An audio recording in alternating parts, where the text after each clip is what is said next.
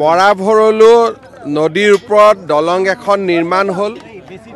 Doctor Bhupen Hazarika পথটো সুন্দৰভাৱে নিৰ্মাণ কৰি তোলা হ'ল। এই দুইটা আঁচনিৰ ফলত এতিয়াৰ পৰা ক্ৰিকেট ষ্টেডিয়ামত হোৱা যান-জঁটৰো কিছু দূৰ হ'ব আৰু নেশ্যনেল হাইৱেলৈকে স্থানীয় ৰাইজে যাব পৰাৰ এটা ব্যৱস্থা মুকলি হ'ব। এই দুইটা প্ৰকল্প নিৰ্মাণ কৰোঁতে লোক নিৰ্মাণ বিভাগে প্ৰায় 14 কোটি 75 লাখ টকা ব্যয় কৰিছে আৰু এই প্ৰকল্পটোক লৈ স্থানীয় ৰাইজৰ সন্তুষ্টি বা আনন্দ আপোনালোকে নিজেও প্ৰত্যক্ষ কৰিছে। মই লোক নিৰ্মাণ বিভাগক এই সুন্দৰ আঁচনিটো নিৰ্মাণ কৰি তোলাৰ বাবে ধন্যবাদ জনাইছোঁ। মৰাভৰলু নদীৰ ওপৰত দলং এখন নিৰ্মাণ হ'ল। ডক্টৰ ভূপেন হাজৰিকা পথটো সুন্দৰভাৱে নিৰ্মাণ কৰি তোলা হ'ল।